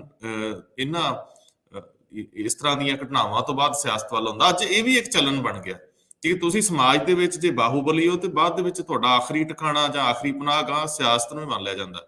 ਦੂਜੇ ਬੰਨੇ ਜੇਕਰ ਤੁਸੀਂ ਲਖੀਮਪੁਰ ਖੀਰੀ ਵਾਲੀ ਘਟਨਾ ਦਾ ਇੱਕ ਹੋਰ ਪਹਿਲੂ ਦੇਖੋਗੇ, ਮੈਨੂੰ ਯਾਦ ਹੈ ਸਿੰਘੂ ਬਾਰਡਰ ਦੇ ਉੱਤੇ ਸ਼ਾਇਦ ਆਖਰੀ ਸਪੀਚ ਸੀ ਰਾਜੇਵਾਲ ਸਾਹਿਬ ਦੀ, ਬਲਬੀਰ ਸਿੰਘ ਰਾਜੇਵਾਲ ਬੜੇ ਵੱਡੇ ਨੇਤਾ ਨੇ, ਉਹਨਾਂ ਨੇ ਇਹ ਗੱਲ ਕਹੀ ਸੀਗੀ ਕਿ ਦੇਖੋ ਗੱਲ ਲਖੀਮਪੁਰ ਖੀਰੀ ਵਾਲੇ ਮਾਮਲੇ ਦੀ ਵੀ ਅਸੀਂ ਹੱਥ 'ਚ ਲੈਣਾ ਸੀ, ਪਰ ਅਸੀਂ ਇਹ ਮਹਿਸੂਸ ਕੀਤਾ ਕਿ ਇਸ ਮਾਮਲੇ 'ਚ ਸੁਪਰੀਮ ਕੋਰਟ ਸਾਡੇ ਹੱਕ 'ਚ ਭੁਗਤ ਰਹੀ ਆ। ਉਂਝ ਸਾਨੂੰ ਯੂਪੀ ਵਾਲਿਆਂ ਨੇ ਵੀ ਕਿਹਾ ਵੀ ਇਹਨੂੰ ਸਾਡੇ ਤੇ ਛੱਡ ਦਿਓ, ਖੈਰ ਅਸੀਂ ਇਹਨੂੰ ਅਜੇ ਜ਼ਿਆਦਾ ਨਹੀਂ ਲੈ ਰਹੇ। ਮੈਨੂੰ ਲੱਗਦਾ ਇਸ ਤਰ੍ਹਾਂ ਦੀਆਂ ਗੱਲਾਂ ਨਹੀਂ ਸੀ ਕਰਨੀਆਂ ਚਾਹੀਦੀਆਂ। ਉੱਥੇ ਇੱਕ ਸਟੈਂਡ ਲੈਣਾ ਚਾਹੀਦਾ ਸੀ, ਉਹ ਵੀ ਫੈਸਲਾ ਕਰਵਾ ਕੇ ਮੁੜਨਾ ਚਾਹੀਦਾ ਸੀ। ਜਦੋਂ ਸਰਕਾਰ ਗੋਡਿਆਂ ਭਾਰ ਸੀਗੀ ਤਾਂ ਉਦੋਂ ਇਹ ਵੀ ਦੋ ਗੱਲਾਂ ਮਨਾਉਂਦੇ, ਸ਼ਾਇਦ ਅੱਗੇ ਤੋਂ ਇਹੋ ਜਿਹੀਆਂ ਘਟਨਾਵਾਂ ਵਾਪਰਨ ਤੋਂ ਬਚਦੀਆਂ, ਕੋਈ ਜੁਰਤ ਨਾ ਕਰਦਾ। ਲੇਕਿਨ ਹੁਣ ਵੇਖੋ ਕੀ ਹੁੰਦਾ, ਪ੍ਰਧਾਨ ਮੰਤਰੀ ਆਪਣੀ ਸ਼ਾਖ ਬਚਾਉਂਦੇ ਆ ਜਾਂ ਅਜੇ ਵੀ ਵਿਚਲਾ ਰਸਤਾ ਹੀ ਰਹਿ ਜਾਂਦਾ। ਮੈਂ ਇਹਨਾਂ ਕੇਸਾਂ ਜਾਂ ਬਦਲਾਖੋਰੀਆਂ ਜਾਂ ਬਾਕੀ ਚੀਜ਼ਾਂ ਨੂੰ ਜੇ ਇਕੱਠਿਆਂ ਅੱਗੇ ਵਧਾ ਲਵਾਂ, ਮੈਨੂੰ ਲੱਗਦਾ ਕੱਲ ਜਿਹੜੀ ਖਬਰ ਤੁਸੀਂ ਦਿੱਤੀ ਸੀ, ਇਹ ਤੋਂ ਪਹਿਲਾਂ ਉਹ ਅਖਬਾਰਾਂ ਨੇ ਨਸ਼ਰ ਕੀਤੀ, ਤੇ ਉਹ ਜਿਹੜੀ ਲੀਕੇਜ ਸੀ ਨੋਟਿੰਗ ਦੀ 4 ਸਫ਼ੇ ਦੀ, ਹਾਲਾਂਕਿ ਉਹ 7 ਪੇਜਾਂ ਤੱਕ ਨੋਟਿੰਗ ਦੇ ਉੱਪਰ ਲਿਖਿਆ ਸਾਡੇ ਕੋਲ ਸੀਗਾ ਜਿਹੜਾ, ਲੇਕਿਨ ਉਹ 'ਚੋਂ 4 ਹੀ ਪੇਜ ਵਾਇਰਲ ਹੋਏ, 4 ਚੁਫੇਰੇ ਜਿਨ੍ਹਾਂ ਦਾ ਅਸੀਂ ਜ਼ਿਕਰ ਕੀਤਾ ਸੀ, ਜਿਨ੍ਹਾਂ ਦੇ ਵਿੱਚ 7-8 ਪੁਆਇੰਟ ਦਾ ਉਹਨਾਂ ਨਾਲ ਮੁੱਖ ਮੰਤਰੀ ਸਾਹਿਬ ਕਹਿੰਦੇ ਪੰਜਾਬ ਦੇ ਕਿ ਆਹ ਤੇ ਜੀ ਉਹੀ ਲੀਕ ਕੀਤੀ ਗਈ ਆ। ਅਜੇ ਤਾਂ ਇਹ ਰਿਪੋਰਟ ਬੜੀ ਵੱਡੀ ਹੈ ਜੀ, ਇਹਦੇ ਵਿੱਚੋਂ ਕੁਝ ਚੀਜ਼ਾਂ ਹੀ ਕੱਢੀਆਂ ਗਈਆਂ ਬਾਹਰ। ਇਹਦਾ ਮਤਲਬ ਉਹ ਜਿਹੜੇ SK ਸਥਾਨਾ ਉਹਨਾਂ ਨੂੰ ਇੱਕ ਤਰ੍ਹਾਂ ਨਾਲ ਸ਼ਾਬਾਸ਼ ਦੇ ਰਹੇ ਨੇ ਕਿ ਉਹਨਾਂ ਨੇ ਜਿਹੜੇ ਸਵਾਲ ਉਠਾਏ। ਦੂਜੀ ਗੱਲ, ਉਹ ਕਹਿੰਦੇ ਪਰਚਾ ਕਰੋ ਜੀ, ਇਹ ਪਤਾ ਲੈਣਾ, ਅਸੀਂ ਤਾਂ ਇਹਦੀ ਜਾਂਚ ਕਰਾਵਾਂਗੇ। ਜਿਹੜੀਆਂ ਪਹਿਲੀਆਂ ਕਮੇਟੀਆਂ ਜਾਂ ਬਾਕੀ ਚੀਜ਼ਾਂ, ਉਹਨਾਂ ਦੀਆਂ ਜਾਂਚਾਂ ਦਾ ਸੱਚ ਵੀ ਸਾਹਮਣੇ। ਮੈਨੂੰ ਲੱਗਦਾ ਮੁੱਖ ਮੰਤਰੀ ਸਾਹਿਬ ਨੂੰ ਇਹਦੇ ਤੇ ਇੱਕ ਪ੍ਰੈਸ ਕਾਨਫਰੰਸ ਕਰਨੀ ਚਾਹੀਦੀ ਹੈ। ਉਹ ਥੋੜੇ ਦਿਨਾਂ ਤੱਕ ਚੋਣਾਂ 'ਚ ਜਾਣ ਵਾਲੇ ਆ, ਲੋਕਾਂ ਸਵਾਲ ਪੁੱਛਣੇ ਆ। ਗੱਲ ਇਹ ਨਹੀਂ ਗੀ ਕਿ ਸਾਡੀ ਗੱਲ ਬਾਹਰ ਕਿੱਦਾਂ ਚਲੇਗੀ, ਗੱਲ ਇਹ ਹੈ ਕਿ ਗੱਲ ਕੀ ਹੈ। ਹੁਣ ਜਦੋਂ ਇੱਕ ਹੋਰ ਅਫਸਰ ਨੂੰ, ਜਿਹੜੀ ਅੱਜ ਫਿਰ ਇੱਕ ਅਖਬਾਰ ਦੇ ਵਿੱਚ ਨਸ਼ਰ ਹੋ ਗਿਆ ਚੰਡੀਗੜ੍ਹ ਪ੍ਰਕਾਸ਼ਨ ਸਮੂਹ ਦੇ ਵੱਲੋਂ ਇੱਕ ਨਵੇਂ ਅਫਸਰ ਨੂੰ ਪ੍ਰਮੋਟ ਕਰਕੇ ਅੱਗੇ ਵਧਾਉਣ ਦੀ ਗੱਲ ਆ। ਤਾਂ ਮੈਂ ਇਹਨਾਂ ਦੋਵਾਂ ਚੀਜ਼ਾਂ ਤੇ ਤੁਹਾਡੀ ਟਿੱਪਣੀ ਲੈਣੀ ਆ। ਪਰ ਮੈਨੂੰ ਇੰਜ ਲੱਗਦਾ ਹੈ ਜਿਵੇਂ ਕਾਲ ਦੇ ਵਿੱਚ ਵੀ ਗਲਤੀਆਂ ਹੋਈ ਜਾਂਦੀਆਂ। ਕੀ ਕਹਿੰਦੇ ਹੋ ਜੀ? ਬਿਲਕੁਲ ਰੰਧਾਵਾ ਜੀ, ਤੁਸੀਂ ਦੇਖੋ ਕੱਲ ਮੁੱਖ ਮੰਤਰੀ ਚਰਨਜੀਤ ਸਿੰਘ ਚੰਨੀ ਇੱਕ ਪ੍ਰੈਸ ਕਾਨਫਰੰਸ ਕਰਨ ਆਏ। ਪ੍ਰੈਸ ਕਾਨਫਰੰਸ ਤਾਂ ਬੇਸਿਕਲੀ ਕਰਨ ਆਏ ਸੀ, ਜਿਹੜੀਆਂ ਦੋ ਕੈਬਨਿਟ ਕਮੇਟੀ ਦੀਆਂ ਮੀਟਿੰਗਾਂ ਹੋਈਆਂ, ਇੱਕ 9 ਦਸੰਬਰ ਦੀ ਤੇ ਇੱਕ ਜਿਹੜੀ ਕੱਲ ਹੋਈ ਆ, ਉਸ ਦੇ ਫੈਸਲਿਆਂ ਨੂੰ ਲੈ ਕੇ। ਲੇਕਿਨ ਅਖੀਰ ਤੇ ਜਾਂਦੇ ਜਾਂਦੇ ਪੱਤਰਕਾਰਾਂ ਨੇ ਸਵਾਲ ਇਸ ਤੇ ਕਰਦੇ ਕਿ ਸਾਨੂੰ ਪਹਿਲਾਂ ਉਹ ਦੱਸੋ ਜਿਹੜੀ ਚਿੱਠੀ ਲੀਕ ਹੋਈ ਆ, ਕੀ ਇਹ ਆਥੈਂਟਿਕ ਆ? ਇੱਕ ਗੱਲ ਤਾਂ ਉਹ ਮੰਨ ਗਏ ਵੀ ਹਾਂਜੀ ਇਹ ਬਿਲਕੁਲ ਠੀਕ ਆ, ਲੇਕਿਨ ਨਾਲ ਦੀ ਨਾਲ ਚੰਨੀ ਹੋਣਾ ਨੇ ਇਹ ਕਹਿਤਾ ਕਿ ਇਹ ਹਜੇ ਅੱਧਾ ਹਿੱਸਾ ਜਿਹੜਾ ਤੁਹਾਡੇ ਕੋਲ ਆਇਆ ਤੇ ਜਿਹੜਾ ਵਿਰੋਧੀਆਂ ਨੂੰ ਸੂਟ ਕਰਦਾ, ਇਹ ਵਿਰੋਧੀਆਂ ਦੇ ਮਾਫਕ ਪੈਂਦਾ, ਠੀਕ ਪੈਂਦਾ, ਇਸੇ ਕਰਕੇ ਉਹ ਕੀਤਾ ਗਿਆ। ਕਹਿੰਦੇ ਜੀ ਫੇਰ ਕੀ ਕਰੋਗੇ? ਉਹ ਕਹਿੰਦੇ ਸਤੀਸ਼ ਕੁਮਾਰ ਅਸਥਾਨਾ ਤੇ FIR ਦਰਜ ਕਰਾਂਗੇ, ਇਹਨਾਂ ਤੇ ਕੇਸ ਦਰਜ ਕਰਾਂਗੇ, ਇਹ ਅਫੀਸ਼ੀਅਲ ਸੀਕ੍ਰੇਟਸ ਐਕਟ ਦੇ ਅਧੀਨ ਇਹਨਾਂ ਨੇ ਇਹ ਜਾਂਚ ਰਿਪੋਰਟ। ਮੈਨੂੰ ਇਹ ਦੱਸ ਦਿਓ ਵੀ ਉਹਨਾਂ ਨੇ ਇਹ ਕਿਹਾ ਕਿ SK ਅਸਥਾਨਾ ਤੇ ਕਰਾਂਗੇ ਜਾਂ ਜਿਹਨੇ ਲੀਕ ਕੀਤੀ ਉਹਦੇ ਖਿਲਾਫ ਕਰਾਂਗੇ? ਮੈਨੂੰ ਜੋ ਮੈਂ ਸਮਝ ਰਿਹਾ ਕਿ ਜਿੰਨੇ ਅਸੀਂ ਇਹ ਜਾਂਚ ਕਰਾਵਾਂਗੇ ਕਿ ਕਿੰਨੇ ਲੀਕ ਕੀਤੀ ਆ। ਮੇਰੇ ਖਿਆਲ ਉਹਨਾਂ ਨੇ ਅਸਥਾਨਾ ਦਾ ਨਾਂ ਸ਼ਾਇਦ ਨਹੀਂ ਲਿਆ ਕਿ ਲਿਆ, ਮੈਨੂੰ ਨਹੀਂ ਪਤਾ, ਮੈਂ ਸੁਣਿਆ ਨਹੀਂ। ਹਾਂ, ਮੈਂ ਕਿਉਂਕਿ ਉਹ ਪ੍ਰੈਸ ਕਾਨਫਰੰਸ ਦੇਖ ਰਿਹਾ ਸੀ, ਉਹਨਾਂ ਨੇ ਸਪੈਸੀਫਿਕਲੀ ਇਸ ਅਫਸਰ ਦਾ ਨਾਂ ਲਿੱਤਾ ਕਿ ਕਹਿੰਦੇ ਜੀ ਉਹਨਾਂ ਤੇ FIR ਹੋਊਗੀ, ਕਿਉਂਕਿ ਨਾਮ ਲੈ ਕੇ ਹੀ ਸਵਾਲ ਪੁੱਛਿਆ ਗਿਆ ਸੀ ਕਿ ਉਹਨਾਂ ਤੇ ਅਸੀਂ ਕੇਸ ਦਰਜ ਕਰਾਂਗੇ, ਉਸ ਤੋਂ ਬਾਅਦ ਇਸ ਗੱਲ ਦੀ ਜਾਂਚ ਕਰਾਂਗੇ। ਇਹ ਗੱਲ ਵੀ ਤੁਹਾਡੀ ਠੀਕ ਆ ਕਿ ਉਹਨਾਂ ਨੇ ਇਹ ਗੱਲ ਵੀ ਕਹੀ ਆ ਕਿ ਇਹ ਪੂਰਾ ਹਿੱਸਾ ਨਹੀਂ ਹੈ, ਹਿੱਸਾ ਜਿਹੜਾ ਇਸ ਤੋਂ ਵੀ ਜ਼ਿਆਦਾ ਜਿਹੜਾ ਹੋਰ ਜਿਹੜਾ ਅਹਿਮ ਹਿੱਸਾ ਉਹ ਸਾਡੇ ਕੋਲ ਆ ਤੇ ਅਸੀਂ ਇਸ ਗੱਲ ਨੂੰ ਅੱਗੇ ਤੋਰਾਂਗੇ। ਸੋ ਕਾਫੀ ਉਹ ਇਸ ਗੱਲ ਤੋਂ ਬੜੇ ਸੀਗੇ ਕਿ ਅਸੀਂ ਚਾਹੁੰਦੇ ਹਾਂ ਕਿ ਇਹ ਡਰੱਗ ਦਾ ਮਾਮਲਾ ਉਹ ਕਿਸੇ ਆਪਣੇ ਲੌਜੀਕਲ ਐਂਡ ਤੇ ਜਾਂ ਇੱਕ ਖਾਸ ਨਤੀਜੇ ਤੇ ਪਹੁੰਚੇ। ਦੂਸਰੀ ਗੱਲ ਜਿਹੜੀ ਤੁਸੀਂ ਕਹੀ ਹੈ ਕਿ ਨਵੇਂ ਅਫਸਰ ਲਾਉਣ ਦੀ ਤਿਆਰੀ ਹੈ, ਜਿਸ ਤਰ੍ਹਾਂ ਕਿ ਕਨਸੂਆਂ ਚੱਲ ਰਹੀਆਂ ਨੇ, ਕਿਆਸਰਾਈਆਂ ਲਾਈਆਂ ਜਾ ਰਹੀਆਂ ਨੇ ਕਿ IG ਗੌਤਮ ਚੀਮਾ ਨੂੰ ਜਿਹੜੇ 1995 ਬੈਚ ਦੇ ਨੇ ਉਹਨਾਂ ਨੂੰ ਲਾਇਆ ਜਾਵੇ। ਦੇਖੋ ਇਸ ਤੇ ਵੀ ਮੱਥਾ ਪੱਚੀ ਚੱਲ ਰਹੀ ਆ। ਕੱਲ ਜਿਹੜੇ ਚੀਫ ਸੈਕਟਰੀ ਨੇ ਪੰਜਾਬ ਦੇ ਅਮਰਿਤ ਤਿਵਾੜੀ, ਉਹਨਾਂ ਦੀ ਇੱਕ ਬੈਠਕ ਹੁੰਦੀ ਆ KK ਜੰਜੂਆ ਜਿਹੜੇ ਐਡੀਸ਼ਨਲ ਚੀਫ ਸੈਕਟਰੀ ਨੇ, ਤੇ ਨਾਲ ਦੀ ਨਾਲ ਹੀ ਜਿਹੜੇ ਹੋਮ ਸੈਕਟਰੀ ਨੇ ਅਨੁਰਾਗ ਵਰਮਾ ਦੇ ਨਾਲ। ਉਹਦੇ ਵਿੱਚ ਮੱਥਾ ਪੱਚੀ ਇਸ ਗੱਲ ਦੀ ਚੱਲ ਰਹੀ ਹੁੰਦੀ ਹੈ ਕਿ ਇਹਨਾਂ ਨੂੰ ਪਹਿਲੀ ਗੱਲ ਤਾਂ ADGP ਰੈਂਕ ਤੇ ਪ੍ਰਮੋਟ ਕਿਸ ਤਰ੍ਹਾਂ ਕਰਨਾ, ਕਿਉਂਕਿ ਕੁਝ ਪੁਰਾਣੇ ਕੇਸ ਉਹਨਾਂ ਦੇ ਚੱਲਦੇ ਆ। ਸੋ ਉਹਨਾਂ ਨੂੰ ਲੈ ਕੇ ਉਹ ਸਾਰਾ ਕੁਝ ਕਰ ਰਹੇ ਸੀ। ਹੁਣ ਦੇਖਦੇ ਆ ਕਿ ਫਾਈਨਲੀ ਉਹ ਗੌਤਮ ਚੀਮਾ ਨੂੰ ਲਾਉਂਦੇ ਆ, ਕਿਉਂਕਿ ਬਹੁਤ ਸਾਰੇ ਅਫਸਰ ਪਹਿਲਾਂ ਹੀ ਇਸ ਜਾਂਚ ਤੋਂ ਅਲੱਗ ਹੋ ਗਏ। ਜਿਸ ਤਰ੍ਹਾਂ ਸਤੀਸ਼ ਕੁਮਾਰ ਅਸਥਾਨਾ ਦੀ ਮੈਂ ਗੱਲ ਕੀਤੀ ਆ, ਇਸੇ ਤਰ੍ਹਾਂ ਪਹਿਲਾਂ ਵਰਿੰਦਰ ਕੁਮਾਰ ਸੀ ADGP, ਉਹ ਅਲੱਗ ਹੋ ਗਏ ਆ। IG ਸੀ ਅਰਪਿਤ ਸ਼ੁਕਲਾ, ਉਹ ਵੱਖਰੇ ਹੋ ਗਿਆ। ਸੋ ਜਾਂ ਤਾਂ ਇਹਨਾਂ ਨੂੰ ਪੁਲਿਸ ਅਫਸਰ ਲੱਭਦੇ ਨਹੀਂ। ਵੈਸੇ ਵੀ ਅੱਜ ਕੱਲ ਪੁਲਿਸ ਅਫਸਰਾਂ ਤੇ ਤੁਸੀਂ ਦੇਖੋ, ਮੈਂ ਦੇਖ ਰਿਹਾ ਸੀ IPS ਅਫੀਸਰ ਹਰਿਆਣੇ ਦੇ ਵਿੱਚ 4 ਦਿਨ ਪਹਿਲਾਂ ਇੱਕ ਦੀਪਕ ਕੁਮਾਰ ਸੇਤੀਆ ਨਾਮ ਦੇ IPS ਅਫੀਸਰ ਆ, ਚੋਰੀ ਦੇ ਕੇਸ 'ਚ ਫੜੇ ਗਏ, ਕਰੋੜਾਂ ਦੇ ਰੁਪਏ ਦੀ ਚੋਰੀ ਆ। ਇਸ ਟਾਈਮ ਭਗੌੜੇ ਨੇ। ਮਹਾਰਾਸ਼ਟਰ 'ਚ ਲੈ ਲਓ IPS ਅਫੀਸਰ, ਬੰਬੇ ਦੇ ਮਹਾਰਾਸ਼ਟਰ ਦੇ ਜਿਹੜੇ ਕਮਿਸ਼ਨਰ ਸੀਗੇ ਪਰਮਬੀਰ ਸਿੰਘ, ਉਹਨਾਂ ਨੂੰ ਸਸਪੈਂਡ ਕੀਤਾ ਗਿਆ। ਸੋ ਲਗਾਤਾਰ ਇਹ ਜਿਹੜੀਆਂ ਇੰਨੇ ਵੱਡੇ ਅਹੁਦਿਆਂ ਤੇ ਇੰਨੀਆਂ ਨੌਕਰੀਆਂ, ਇੰਨੀਆਂ ਮਿਹਨਤਾਂ ਕਰਕੇ ਇਹ ਆਉਂਦੇ ਨੇ, ਲੇਕਿਨ ਬਾਅਦ ਦੇ ਵਿੱਚ ਜਦੋਂ ਇਹ ਆਪਣੀ ਡਿਊਟੀ ਨਹੀਂ ਨਿਭਾਉਂਦੇ ਤੇ ਫਿਰ ਇਹਨਾਂ ਤੇ ਹੁਣ ਹਰਪ੍ਰੀਤ ਸਿੰਘ ਸਿੱਧੂ ਹੋਣਾ ਤੇ ਵੀ ਸਵਾਲ ਖੜੇ ਹੋਣੇ ਸ਼ੁਰੂ ਹੋ ਗਏ ਆ ਕਿ ਇਹਨਾਂ ਨੇ ਆਪਣਾ ਕੰਮ ਪੂਰਾ ਕਿਉਂ ਨਹੀਂ ਕੀਤਾ, ਜਾਂਚ ਤਾਂ ਕਿਸੇ ਨੇ ਰੋਕਣੀ ਸੀ। ਸੋ ਦੇਖਦੇ ਆ ਰੰਧਾਵਾ ਜੀ, ਇਸ ਲਈ ਹੁਣ ਜਿਹੜੀ ਸਰਕਾਰ ਆ ਪੰਜਾਬ ਦੀ, ਚਰਨਜੀਤ ਸਿੰਘ ਚੰਨੀ ਮੁੱਖ ਮੰਤਰੀ ਨੇ, ਉਹ ਕੀ ਫੈਸਲਾ ਲੈਂਦੇ ਨੇ, ਫਾਈਨਲੀ ਉਹ ਇਹ ਗੱਲ ਕਿਹੜੇ ਪਾਸੇ ਤੋਰਦੇ ਆ ਜੀ। ਪਰ ਮਨਪ੍ਰੀਤ ਜੀ, ਤੁਸੀਂ ਤਾਂ ਜਾਣਦੇ ਹੀ ਹੋ, ਭੇਤੀ ਹੋ, ਗੇੜੇ ਗੂੜੇ ਇਹਨਾਂ ਸਿਆਸੀ ਘੇਰਿਆਂ 'ਚ ਤੁਹਾਡੇ ਵੱਜਦੇ ਰਹੇ ਆ ਪਿਛਲੇ 2 ਦਹਾਕਿਆਂ ਤੋਂ। ਜਰਾ ਚੇਤਿਆਂ ਤੇ ਭਰ ਪਾਓ, ਪਿਛਲੇ 6 ਮਹੀਨਿਆਂ 'ਚ ਅਫਸਰ ਕਦੋਂ ਕੰਮ ਕਰਦੇ ਹੁੰਦੇ? ਪਿਛਲੇ 6 ਮਹੀਨਿਆਂ ਦੇ ਵਿੱਚ ਉਹ ਹਰ ਰੋਜ਼ ਐਗਜ਼ਾਮਿਨ ਕਰਦੇ ਆ, ਸਵੇਰੇ ਉੱਠ ਕੇ ਅਖਬਾਰਾਂ ਦੇਖ ਕੇ ਜਾਂ ਆ ਸਾਡੀਆਂ ਬੇਥਵੀਆਂ ਜੀਆਂ ਸੁਣ ਕੇ ਵੀ ਹਵਾ ਦਾ ਰੁੱਖ ਕਿੱਧਰ ਨੂੰ, ਜਿੱਧਰ ਨੂੰ ਹਵਾ ਦਾ ਰੁੱਖ ਹੋਵੇ ਗੱਡੀ ਦਾ ਸਟੀਅਰਿੰਗ ਉਧਰ ਨੂੰ ਮੋੜ ਲਿਆ ਜਾਂਦਾ, ਭਾਵੇਂ ਰਾਤ ਦੇ ਹਨੇਰੇ 'ਚ ਹੋਵੇ ਜਾਂ ਤੜਕੇ ਦੇ ਹੋਵੇ ਸਵੇਰੇ 'ਚ। ਬਹੁਤ ਵਾਰੀ ਮਗਰਲੇ 3 ਕੁ ਮਹੀਨੇ ਤਾਂ ਬਿਲਕੁਲ ਹੀ ਸਟਰਕ ਹੋ ਜਾਂਦਾ, ਤੰਤਰ ਖੜੋਤ 'ਚ ਆ ਜਾਂਦਾ ਸਰਕਾਰੀ। ਔਰ ਫਿਰ ਨਵੀਂ ਬਣਨ ਵਾਲੀ ਸਰਕਾਰ ਦੇ ਨਵੇਂ ਬਣਨ ਵਾਲੇ ਮੰਤਰੀਆਂ ਦੇ ਘਰਾਂ ਵੱਲ ਦੇਰ ਸਵੇਰ ਗੇੜਾ ਵੱਜੀ ਆਉਂਦਾ। ਪਰ ਇਸ ਵਾਰੀ ਬਹੁਤ ਸੰਗੀਨ ਪੇਚਾ ਫਸ ਗਿਆ ਵੀ ਕਿਸੇ ਨੂੰ ਸਮਝ ਨਹੀਂ ਆ ਰਹੀ ਹੋਣਾ ਕੀ ਹੈ। ਤੁਸੀਂ ਗੌਤਮ ਚੀਮਾ ਦੀ ਗੱਲ ਕੀਤੀ ਆ, ਮੈਨੂੰ ਯਾਦ ਆ ਜਾਂਦੇ ਆ ਉਹ ਜਿਹੜੇ ਪੁਰਾਣੇ ਕੇਸਿਸ ਸੀਗੇ ਮੁਹਾਲੀ ਪ੍ਰਾਪਰਟੀ ਨਾਲ ਜੁੜੇ ਹੋਏ, ਕਈ 'ਚ ਮਿਲੇ, ਮੇਰੇ ਖਿਆਲ ਸਸਪੈਂਡ ਵੀ ਹੋਏ ਸੀ। ਲੇਕਿਨ ਭਾਵੇਂ ਉਹ ਕਿੰਨੇ ਕਾਬਲ ਅਫਸਰ ਹੋਣ, ਲੇਕਿਨ ਵਿਵਾਦ ਤਾਂ ਵਿਵਾਦ ਨੇ।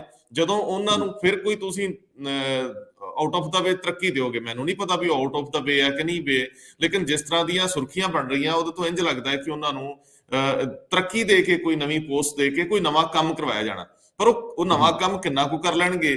ਇਸ ਵੇਲੇ ਸਭ ਤੋਂ ਵੱਡਾ ਸਵਾਲ ਆ ਕਿ ਜੇ ਸਭ ਕੁਝ ਕਾਨੂੰਨੀ ਆ ਤਾਂ ਫਿਰ ਅਫਸਰਾਂ ਦੀ ਚੋਣ ਕਿਉਂ?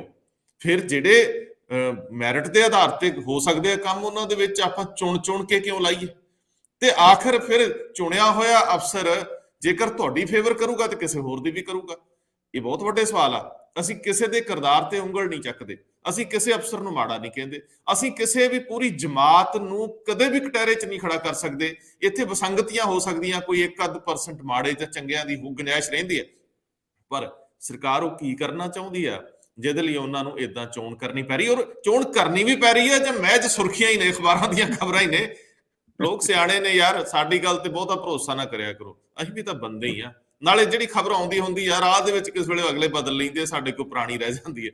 ਪਰ ਮੈਂ ਤੁਹਾਨੂੰ ਯਕੀਨ ਕਰਨ ਲਈ ਵੀ ਕਹੂੰਗਾ ਕਿ ਅਸੀਂ ਲਫ਼ਜ਼ ਕੱਢਣ ਤੋਂ ਪਹਿਲਾਂ ਉਹਨੂੰ 100 ਵਾਰੀ ਇੱਧਰੋਂ ਉੱਧਰੋਂ ਝਾਤ ਮਾਰ ਕੇ ਪੁਣਛਣ ਕਰ ਲੈਂਦੇ ਆ, ਤਾਂ ਕਿ ਤੁਹਾਡੇ ਵਿਸ਼ਵਾਸ ਨੂੰ ਬਹਾਲ ਰੱਖਿਆ ਜਾਵੇ ਤੇ ਸਾਡੀ ਕ੍ਰੈਡੀਬਿਲਿਟੀ ਜਿਹੜੀ ਆ ਉਹ ਜਿੰਨੀ ਕੁ ਹੋ ਸਕੇ ਉਨੀ ਕੁ ਬਣੀ ਰਹੇ। ਕਿਉਂਕਿ ਕ੍ਰੈਡੀਬਿਲਿਟੀ ਨੂੰ ਲੈ ਕੇ ਪੋਲੀਟੀਸ਼ੀਅਨਸ ਤੇ ਉਂਗਲ ਨੇ, ਕ੍ਰੈਡੀਬਿਲਿਟੀ ਨੂੰ ਲੈ ਕੇ ਅਫਸਰਸ਼ਾਹੀ ਤੇ ਉਂਗਲ ਆ। ਸਵਾਲ ਹੀ ਭਰੋਸੇਯੋਗਤਾ ਦਾ। ਅੱਜ ਕੱਲ ਪਿਓ ਪੁੱਤ ਤੇ ਯਕੀਨ ਨਹੀਂ ਕਰਦਾ, ਕਿਉਂਕਿ ਘਰ ਘਰ 'ਚ ਸਿਆਸਤ ਵਾੜਤੀ, ਸਿਆਸਤਦਾਨਾਂ ਫਿਰ ਵੀ ਸਾਨੂੰ ਚੰਗੇ ਲੱਗਦੇ ਆ, ਕਿਉਂਕਿ ਉਹਨਾਂ ਤੋਂ ਬਿਨਾਂ ਅਸੀਂ ਕੱਖ ਨਹੀਂ। ਕੀ ਕਹਿੰਦੇ ਹੋ ਜੀ?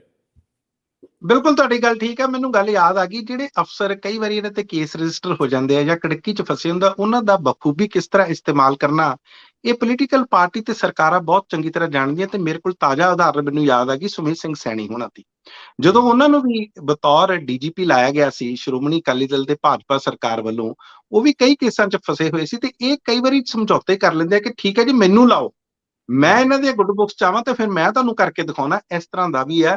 ਤੁਹਾਨੂੰ ਪਤਾ ਹੀ ਹੈ ਰੰਧਾਵਾ ਜੀ, ਸਾਡੀ ਲੈਜਿਸਲੇਟਰ ਨੇ ਤੇ ਸਾਡੀ ਐਗਜ਼ੈਕਟਿਵ ਨੇ ਕਿਤੇ ਨਾ ਕਿਤੇ ਆਪਣੇ ਕੰਮ ਕਰਨੇ ਛੱਡਤੇ। ਤੇ ਇਹ ਸਾਰਾ ਕੁਝ ਧਿਆਨ ਤੁਸੀਂ ਦੇਖੋ, ਬਾਰ-ਬਾਰ ਕਿਹਨਾਂ ਤੋਂ ਡਾਇਰੈਕਸ਼ਨ ਲਿੱਤੀ ਜਾਂਦੀ ਹੈ?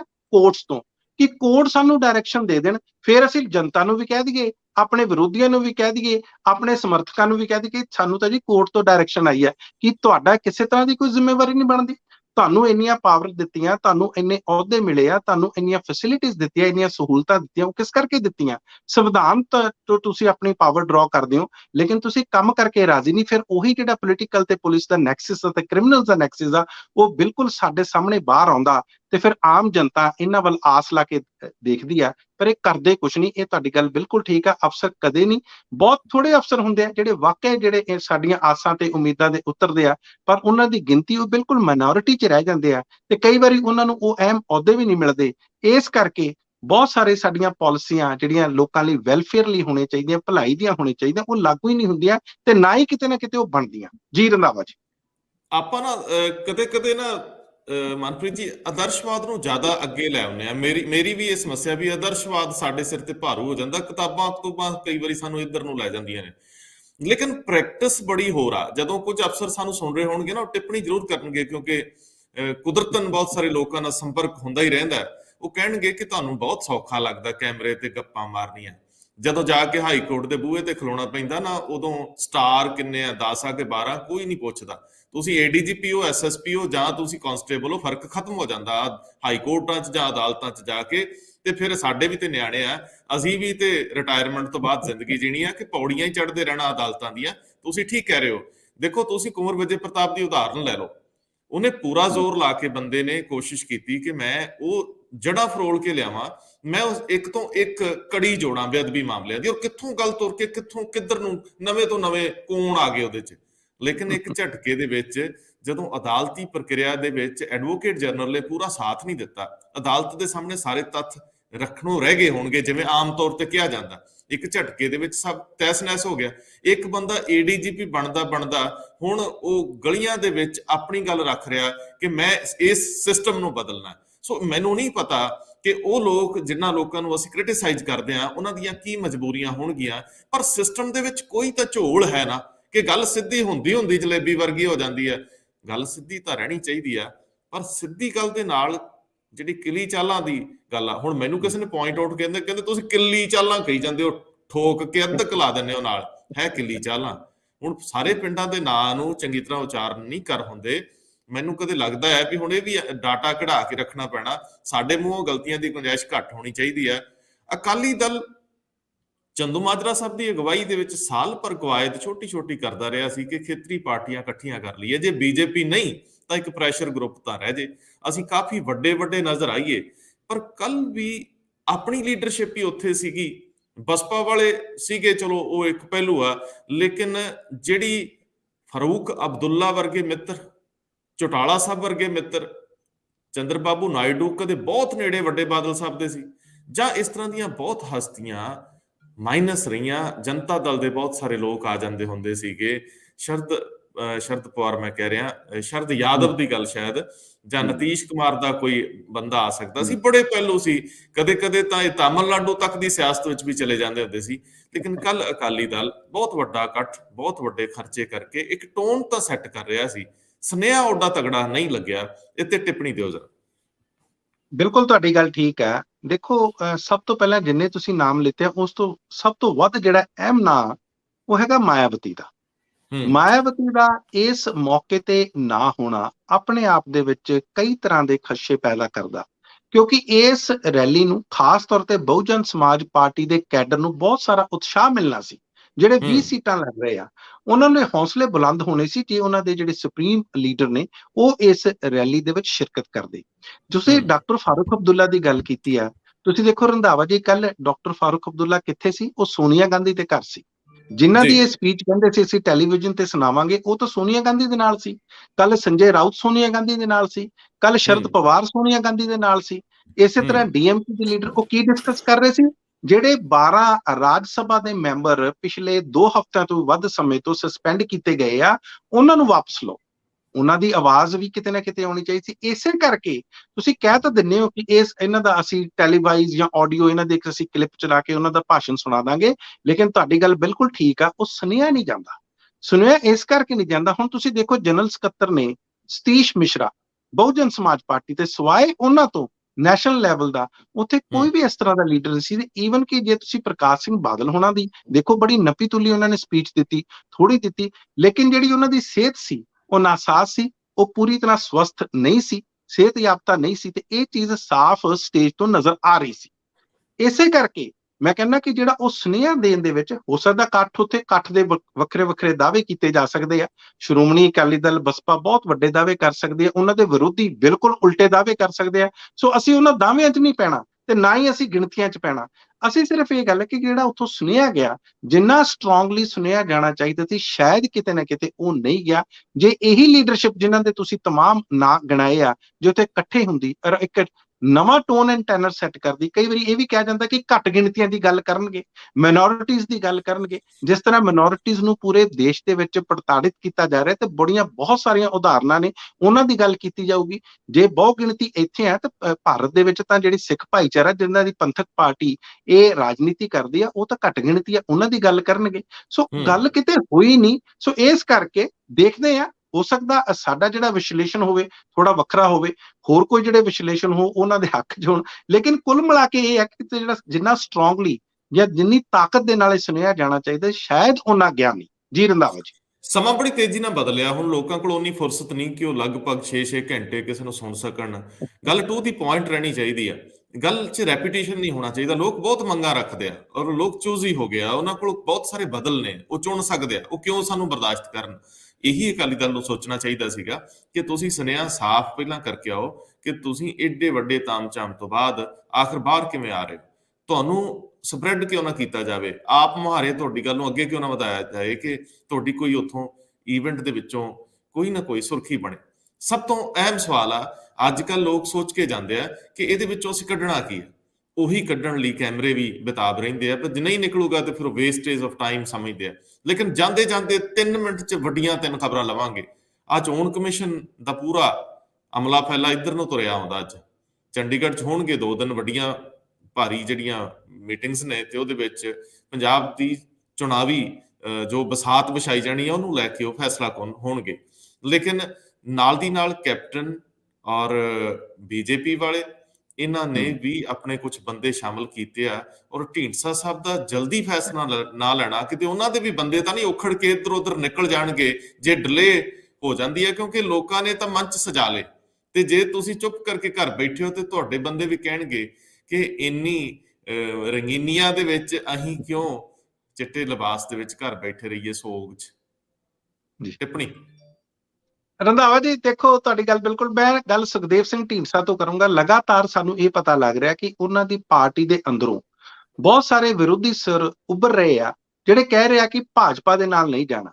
ਕੈਪਟਨ ਅਮਰਿੰਦਰ ਸਿੰਘ ਦੇ ਨਾਲ ਨਹੀਂ ਜਾਣਾ, ਕਿਉਂਕਿ ਭਾਜਪਾ ਨਾਲ ਆ। ਕਿਤੇ ਨਾ ਕਿਤੇ ਜੇ ਮਾੜੇ ਮੋਟੇ ਸਾਡੇ ਜ਼ਮੀਨ ਤੇ ਪੈਰ ਲੱਗਣੇ ਆ, ਸ਼ਾਇਦ ਉਹ ਵੀ ਨਾ ਲੱਗਣ, ਕਿਉਂਕਿ ਭਾਜਪਾ ਦਾ ਹਜੇ ਵੀ ਪੰਜਾਬ ਜਾਂ ਬਾਕੀ ਇਲਾਕਿਆਂ ਦੇ ਵਿੱਚ ਬਹੁਤ ਵਿਰੋਧ ਆ। ਜੇ ਸਾਨੂੰ ਇਹ ਲੱਗਦਾ ਕਿ ਇਹ ਜਿਹੜੇ ਖੇਤੀ ਕਾਨੂੰਨ ਵਾਪਸ ਜਾਂ ਰੱਦ ਕਰਨ ਨਾਲ ਉਹ ਜਿਹੜਾ ਮਾਹੌਲ ਬਦਲ ਗਿਆ, ਹਜੇ ਇਹ ਕਹਿਣਾ ਬਹੁਤ ਜਲਦਬਾਜ਼ੀ ਹੋਏਗੀ। ਹਜੇ ਸਾਨੂੰ ਦੇਖਣਾ ਪਏਗਾ, ਥੋੜੇ ਦਿਨ ਦੇਣੇ ਪੈਣਗੇ। ਸੋ ਇਸ ਕਰਕੇ ਉਹਨਾਂ ਦੇ ਅੰਦਰੋਂ ਇਹ ਆਵਾਜ਼ਾਂ ਆ ਰਹੀਆਂ ਨੇ, ਕਿਉਂਕਿ ਜਦੋਂ ਉਹ ਸ਼੍ਰੋਮਣੀ ਅਕਾਲੀ ਦਲ ਨੂੰ ਦੇਖਦੇ ਨੇ ਕਿ ਉਹਨਾਂ ਨੇ ਨਾਤਾ ਤੋੜ ਲਿਆ, ਤੇ ਫਿਰ ਅਸੀਂ ਕਿੱਥੇ ਆ? ਸਾਨੂੰ ਤਾਂ ਲੋਕੀ ਸਾਡੇ ਖਿਲਾਫ ਹੋ ਜਾਣਗੇ। ਇਸੇ ਤਰ੍ਹਾਂ ਤਿੰਨ ਕੁ ਲੋਕ ਪੰਜਾਬ ਲੋਕ ਕਾਂਗਰਸ, ਜਿਹੜੀ ਕੈਪਟਨ ਅਮਰਿੰਦਰ ਸਿੰਘ ਨੇ ਨਵੀਂ ਪਾਰਟੀ ਖੜੀ ਕੀਤੀ ਆ, ਉਹ ਚ ਆਏ ਆ। ਇਸ ਤਰ੍ਹਾਂ ਲੱਗਦਾ, ਕਿਉਂਕਿ ਮਾਫੀ ਚਾਹੁੰਦੇ ਆ ਅਸੀਂ ਇਹਨਾਂ ਸ਼ਬਦਾਂ ਲਈ, ਕਿ ਰਹਿੰਦ ਖੂੰਹਦ ਜਿਹੜੀ ਆ ਉਹ ਪਾਰਟੀਆਂ ਨੂੰ ਕਈ ਵਾਰੀ ਮਜ਼ਬੂਤ ਨਹੀਂ ਕਰਦੀ, ਜਾਂ ਜਿੰਨੀ ਦੇਰ ਤੱਕ ਮਜ਼ਬੂਤ ਵੱਡੇ ਲੀਡਰ ਆ ਕੇ ਨਾਲ ਨਹੀਂ ਖੜਦੇ, ਮੋਢੇ ਦੇ ਨਾਲ ਮੋਢਾ ਲਾ ਕੇ ਨਹੀਂ ਖੜਨੇ, ਉਹਨਾਂ ਚਿਕਰ ਉਹਨਾਂ ਨੂੰ ਬਲ ਨਹੀਂ ਮਿਲੂਗਾ। ਇਸ ਟਾਈਮ ਕੈਪਟਨ ਅਮਰਿੰਦਰ ਸਿੰਘ ਦੀ ਪਟਿਆਲੇ ਦੇ ਵਿੱਚ ਜਿਹੜੀ ਉਹਨਾਂ ਦੀ ਹੋਮ ਕਨਸਟੀਟਿਊਂਸੀ ਆ, ਉਹਦੇ ਵਿੱਚ ਵੀ ਜੇ ਤੁਸੀਂ ਗੱਲਬਾਤ ਕਰੋ ਲੋਕਾਂ ਨਾਲ, ਬਹੁਤ ਜ਼ਿਆਦਾ ਪੋਜੀਸ਼ਨ ਕੋਈ ਸਟਰੋਂਗ ਨਹੀਂ ਹੈ। ਦੂਸਰੇ ਪਾਸੇ ਆਜੋ ਭਾਰਤੀ ਜਨਤਾ ਪਾਰਟੀ ਤੇ। ਭਾਰਤੀ ਜਨਤਾ ਪਾਰਟੀ ਕਹਿੰਦੀ ਹੈ ਕਿ ਘਰ ਘਰ ਕੁੰਡਾ ਖੜਕਾਓ, ਸਾਰਿਆਂ ਦੇ ਲੋਕਾਂ ਦੇ ਕੋਲੇ ਜਾਵਾਂਗੇ ਤਾਂ ਹੀ ਸਾਡੀ ਗੱਲ ਬਣੂਗੀ, ਕਿਆ ਅਸੀਂ ਨਵਾਂ ਪੰਜਾਬ ਸਿਰਜਾਂਗੇ। ਬਿਲਕੁਲ ਤੁਹਾਡੀ ਮਨਸ਼ਾ ਠੀਕ ਆ, ਹੋ ਸਕਦਾ ਤੁਹਾਡੀਆਂ ਇੰਟੈਂਸ਼ਨਸ ਬਹੁਤ ਵਧੀਆ ਹੋਣ, ਲੇਕਿਨ ਕੀ ਤੁਸੀਂ ਜਾ ਪਾਓਗੇ? ਤੁਸੀਂ ਲੋਕ ਸੀ ਜਿਹੜੇ ਕਹਿੰਦੇ ਸੀ ਕਿ ਅਸੀਂ ਹਰ ਇੱਕ ਕਿਸਾਨ ਨੂੰ ਜਾ ਕੇ ਇਹਨਾਂ ਜਿਹੜੇ ਖੇਤੀ ਕਾਨੂੰਨ ਰੱਦ ਹੋਏ ਆ, ਇਹਨਾਂ ਨੂੰ ਸਮਝਾਵਾਂਗੇ ਕਿ ਇਹਨਾਂ ਦੀ ਬਿਹਤਰੀ ਕਿਸ ਤਰ੍ਹਾਂ, ਪਰ ਤੁਸੀਂ ਨਾਕਾਮਯਾਬ ਰਹੇ। ਤੁਹਾਡੇ ਪ੍ਰਧਾਨ ਮੰਤਰੀ ਨਰਿੰਦਰ ਮੋਦੀ, ਉਹਨਾਂ ਨੇ, ਕਿਉਂਕਿ ਭਾਰਤੀ ਜਨਤਾ ਪਾਰਟੀ ਤੋਂ ਆਉਂਦੇ ਨੇ, ਇਸੇ ਦੇਸ਼ ਦੇ ਪ੍ਰਧਾਨ ਮੰਤਰੀ ਕਹਿੰਦੇ ਸੀ ਕਿ ਜਾਓ ਜਾ ਕੇ ਇਹਨਾਂ ਕਿਸਾਨਾਂ ਨੂੰ ਸਮਝਾਓ, ਤੁਸੀਂ ਨਾਕਾਮਯਾਬ ਰਹੇ। ਸੋ ਕਹਿਣਾ ਬਹੁਤ ਸੌਖਾ ਹੁੰਦਾ, ਵੱਡੇ ਵੱਡੇ ਦਾਅਵੇ ਕਰਨੇ ਸਟੇਜਾਂ ਤੋਂ, ਕਈ ਵਾਰੀ ਤੁਸੀਂ ਰੌ ਚਾ ਕੇ ਕਰ ਜਾਂਦੇ ਹੋ, ਲੇਕਿਨ ਜਦੋਂ ਧਰਾਤਲ ਜ਼ਮੀਨੀ ਚੀਜ਼ ਆਉਂਦੀ ਆ, ਉਹ ਬਿਲਕੁਲ ਵੱਖਰੀ ਆ। ਦੇਖਦੇ ਆ ਤੁਸੀਂ ਇੰਨੀ ਮਿਹਨਤ ਕਰ ਸਕਦੇ ਹੋ, ਲੋਕਾਂ ਤੋਂ ਕਈ ਚੀਜ਼ਾਂ ਦੀ ਤੁਸੀਂ ਮਾਫੀ ਵੀ ਮੰਗਣੀ ਆ, ਲੋਕਾਂ ਤੋਂ ਕਈ ਚੀਜ਼ਾਂ ਉਹਨਾਂ ਨੂੰ ਨਾਲ ਲਾਉਣਾ, ਉਹਨਾਂ ਦੇ ਨਾਲ ਰਾਬਤਾ, ਉਹਨਾਂ ਦੇ ਨਾਲ ਕੰਟੈਕਟ ਕਾਇਮ ਕਰਨਾ, ਬੜੀ ਵੱਡੀ ਕੋਸ਼ਿਸ਼ ਆ। ਆਉਣ ਵਾਲੇ ਦਿਨਾਂ ਦੇ ਵਿੱਚ ਬਹੁਤ ਭਾਰੀ ਚੁਣੌਤੀਆਂ ਤੁਹਾਡੇ ਲਈ, ਭਾਜਪਾ ਲਈ। ਦੇਖਦੇ ਆ ਕੋਈ ਕਿੰਨੇ ਖਰੇ ਉਤਰਦੇ ਆ। ਜੀ ਰੰਧਾਵਾ ਜੀ। ਇੱਕ ਹੁਣ ਆਖਰੀ ਗੱਲ ਲਏ ਬਿਨਾਂ ਗੁਜ਼ਾਰਾ ਨਹੀਂ। ਕੱਲ ਕਾਂਗਰਸ ਭਵਨ 'ਚ ਵੀ ਗਹਿਮਾ ਗਹਿਮੀ ਰਹੀ, ਕਿਉਂਕਿ ਪ੍ਰਤਾਪ ਸਿੰਘ ਬਾਜਵਾ ਨੇ ਵੀ ਆਪਣਾ ਮੰਚ ਸਜਾ ਲਿਆ, ਜਿਹਦੇ ਤੋਂ ਉਹਨਾਂ ਨੇ ਚੋਣ ਮੈਨੀਫੈਸਟੋ ਤਿਆਰ ਕਰਨਾ ਹੈ। ਉਹਨਾਂ ਨੇ ਸਿੱਧੂ ਨਾਲ ਮੀਟਿੰਗ ਕਰ ਲਈ, ਔਰ ਇਸੇ ਵੇਲੇ ਹੀ ਜਿਹੜਾ ਉਹਨਾਂ ਨੇ 15 ਦਿਨ ਦੀ ਅਨਾਉਂਸਮੈਂਟ ਵੀ ਕੀਤੀ ਹੈ। ਅੱਜ ਜਾਖੜ ਸਾਹਿਬ ਮਿਲ ਰਹੇ ਨੇ, ਜਿਹੜੀ ਉਹਨਾਂ ਦੀ ਕੰਪੇਨ ਕਮੇਟੀ, ਉਹਦੇ ਅੰਤਰਗਤ ਸਾਰੇ ਲੀਡਰ ਸੁਣਿਆ ਸੱਦਿਆ। ਦਿਲਚਸਪ ਹੋਣਾ ਹੈ ਕਿ ਸਿਟਿੰਗ ਪਲਾਨ ਕਿਵੇਂ ਹੋਊਗਾ, ਆਲੇ ਦੁਆਲੇ 'ਚ ਬੈਠਣ ਵਾਲੇ ਕਿੱਥੇ ਕਿੱਥੇ ਬੈਠਣਗੇ। ਹੋੜ ਜੀ ਲੱਗੀ ਆ, ਲੀਡਰ ਬਹੁਤ ਜ਼ਿਆਦਾ ਹੋ ਗਏ ਆ ਕਾਂਗਰਸ ਦੇ ਵਿੱਚ। ਸਿੱਧੂ ਸਾਹਿਬ ਨੂੰ ਸਿੱਧੀ ਕਮਾਂਡ ਮਿਲਣ ਤੋਂ ਬਾਅਦ ਸ਼ਾਇਦ ਮੁੱਖ ਮੰਤਰੀ ਲਈ ਵੀ ਇਹ ਸੰਕਟ ਆ ਵੀ ਹੁਣ ਉਨੀ ਗਰਮਜੋਸ਼ੀ ਨਾਲ ਕੰਮ ਕਰਨਾ ਹੈ ਜਾਂ ਅੱਗੇ ਨਾਲੋਂ ਹੱਥ ਘੁੱਟ ਕੇ ਚੱਲਣਾ। ਹੁਣ ਇਹਦੇ ਤੇ ਟਿੱਪਣੀ ਜ਼ਰੂਰ ਦੇ ਦਿਓ, ਮੈਂ ਨਾ ਹੀ ਜ਼ਿਆਦਾ ਬੋਲਾਂ, ਸਮਾਂ ਬਹੁਤ ਸੀਮਤ ਹੈ। ਜੀ ਬਿਲਕੁਲ। ਸੁਨੀਲ ਜਾਖੜ ਹੋਣਾ ਨੇ ਅੱਜ ਦੀ ਬੈਠਕ ਸੱਦ ਲਈ ਹੈ, ਉਹਨਾਂ ਨੇ ਕੰਮ ਕਰਨਾ ਸ਼ੁਰੂ ਕਰਤਾ। ਪ੍ਰਤਾਪ ਸਿੰਘ ਬਾਜਵਾ ਨੇ ਵੀ ਕੱਲ ਜਾ ਕੇ ਨਵਜੋਤ ਸਿੰਘ ਸਿੱਧੂ ਨਾਲ ਫੋਟੋਆਂ ਖਿਚਾ ਲਈਆਂ। ਲੱਗਦਾ ਕਿ ਉਹ ਵੀ ਆਪਣਾ ਕੰਮ ਸ਼ੁਰੂ ਕਰ ਦੇਣਗੇ, ਬਲਕਿ ਉਹਨਾਂ ਨੇ ਕੰਮ ਸ਼ੁਰੂ ਕਰਤਾ। ਤੇ ਜਿੱਥੇ ਤੱਕ ਬਾਕੀ ਲੀਡਰਸ ਆ, ਦੇਖੋ ਇੱਕ ਗੱਲ ਕਾਂਗਰਸ ਨੂੰ ਪਤਾ ਲੱਗ ਗਈ ਆ, ਜੇ ਨਾਲ ਇਕੱਠੇ ਹੋ ਕੇ ਲੜਾਂਗੇ, ਇਕਜੁੱਟ ਹੋ ਕੇ ਲੜਾਂਗੇ, ਤਾਂ ਸਾਨੂੰ ਸ਼ਾਇਦ ਜਿਹੜਾ ਕੋਈ ਵਧੀਆ ਨਤੀਜੇ ਮਿਲ ਜਾਣ। ਤੇ ਜੇ ਏਦਾਂ ਹੀ ਖਿਲਾਰਾ ਪੈ ਰਿਹਾ, ਜੇ ਏਦਾਂ ਹੀ ਇੱਕ ਦੂਸਰੇ ਦੇ ਖਿਲਾਫ ਬੋਲਦੇ ਰਹੇ, ਤੇ ਫਿਰ ਕੁਝ ਵਟਿਆ ਨਹੀਂ ਜਾਣਾ। ਸੋ ਇਸੇ ਗੱਲ ਦੇ ਵਿੱਚ ਇਹ ਸਿਆਣੇ ਲੀਡਰ ਨੇ, ਸੂਝਵਾਨ ਨੇ, ਪੁਰਾਣੇ ਸਿਆਸਤਦਾਨ ਨੇ, ਇਹਨਾਂ ਨੂੰ ਸਾਰਾ ਕੁਝ ਪਤਾ ਕਿ ਜੇ ਇਕੱਠੇ ਰਵਾਂਗੇ ਤੇ ਸੱਤਾ 'ਚ ਆਵਾਂਗੇ, ਤੇ ਨਹੀਂ ਤਾਂ ਵਿਰੋਧੀ ਧਿਰ ਤਾਂ ਬੈਠੇ ਆ, ਉਹ ਤਾਕ 'ਚ ਬੈਠੇ ਆ ਕਿ ਕਦੋਂ ਇਹਨਾਂ ਨੂੰ ਮਗਰਮੱਛ ਦੀ ਤਰ੍ਹਾਂ ਹੜੱਪ ਲਈਏ। ਇਹ ਸਾਰੀ ਗੱਲਾਂ ਨੂੰ ਪਤਾ। ਸੋ ਇਸ ਕਰਕੇ ਇਹਨਾਂ ਦੀ ਮਜਬੂਰੀ ਵੀ ਹੈ ਇਸ ਟਾਈਮ ਇਕੱਠੇ ਰਹਿਣਾ। ਸੋ ਜੇ ਇਹ ਸਿਆਣਪ ਇਹਨਾਂ ਚਾਹੁੰਦੀ ਹੈ, ਤੇ ਸ਼ਾਇਦ ਕਾਂਗਰਸ ਸਮਝਦੀ ਹੈ ਕਿ ਉਹਨਾਂ ਦਾ ਦਾ ਇੱਕ ਵਾਰੀ ਫੇਰ ਲੱਗ ਜੇ। ਜੀ ਸਿੱਧੂ ਸਾਹਿਬ ਕਹਿੰਦੇ ਚੁੱਪ ਨੇ ਅਸਥਾਨਾ ਸਾਹਿਬ ਵਾਲੀ ਲੀਕ ਹੋਏ ਡਾਕੂਮੈਂਟ ਤੇ ਇੰਨੀ ਰੌਲੇ ਰੱਪੇ ਦੇ ਵਿੱਚ ਸਿੱਧੂ ਸਾਹਿਬ ਚੁੱਪ ਨੇ, ਤੇ ਚੁੱਪ ਸਾਜ਼ਿਸ਼ ਹੀ ਲੱਗਦੀ ਹੈ। ਕਈ ਸਵਾਲ ਆ ਜਾਂਦੇ ਸਾਡੇ ਅੱਗੇ, ਵੈਸੇ ਅਸੀਂ ਵੀ ਉਠਾ ਦਿੰਦੇ ਹਾਂ ਵੀ ਸਿੱਧੂ ਸਾਹਿਬ ਇਹ ਚੁੱਪ ਦੇ ਕੀ ਅਰਥ ਆ? ਪਹਿਲਾਂ ਤਾਂ ਬੋਲਦੇ ਬਹੁਤ ਸੀ, ਹੁਣ ਬੋਲਦੇ ਨਹੀਂ, ਲੋਕ ਨੌਕ ਕਰੀ ਜਾਂਦੇ ਆ। ਖੈਰ ਨਾ ਵੀ ਬੋਲੋਗੇ ਤਾਂ ਵੀ ਸਰਦਾ ਹੈ, ਕਿਉਂਕਿ ਮੁੜ ਕੇ ਕਹਿੰਦੇ ਹੁੰਦੇ ਜੀ ਬੰਦਾ ਬੋਲੇ ਤੇ ਅਦਾਲਤਾਂ ਦੇ ਵਿੱਚ ਜਾ ਕੇ ਉਹ ਕੇਸ ਕਮਜ਼ੋਰ ਹੋ ਜਾਂਦੇ ਆ। ਪਰ ਬੋਲਣਾ ਤਾਂ ਬਣਨਾ ਹੈ, ਕਿਉਂਕਿ ਹੁਣ ਅੱਗੇ ਚੋਣ ਆ, ਤੇ ਸਿੱਧੂ ਸਾਹਿਬ ਨੂੰ ਬੋਲਣ ਲਈ ਤਾਂ ਅੱਗੇ ਲਾਇਆ ਜਾਂਦਾ। ਬੋਲਦੇ ਵਧੀਆ ਨੇ, ਤਿਆਰੀ ਕਰਕੇ ਬੋਲਦੇ ਨੇ, ਪਰ ਬੋਲਣ ਨਾਲੋਂ ਹੁਣ ਕਰਨ ਦੀ ਜ਼ਿਆਦਾ ਜ਼ਰੂਰਤ ਆ। ਕਿਉਂਕਿ ਅਜੇ ਤੁਹਾਨੂੰ ਇਹ ਯਾਦ ਕਰਾ ਦਈਏ ਕਿ ਤੁਸੀਂ ਅਜੇ ਵੀ ਸੱਤਾ 'ਚ ਹੋ, ਤੁਸੀਂ ਸੱਤਾ ਤੋਂ ਬਾਹਰ ਨਹੀਂ। ਤੁਸੀਂ ਵਾਅਦੇ ਨਹੀਂ ਕਰ ਸਕਦੇ, ਹੁਣ ਮਹੀਨਾ ਕੰਮ ਕਰ ਸਕਦੇ ਹੋ, ਤੇ ਜੇ ਇਕੱਠੇ ਹੋ ਤੇ ਕੰਮ ਕਰ ਲਓ, ਕੁਝ ਕੰਮ ਕਰਕੇ ਦਿਖਾ ਵੀ ਦਿਓ। ਬਹੁਤ ਮਿਹਰਬਾਨੀ, ਬਹੁਤ ਧੰਨਵਾਦ। ਬਹੁਤ ਬਹੁਤ ਧੰਨਵਾਦ ਤੁਹਾਡਾ ਰੰਧਾਵਾ ਜੀ।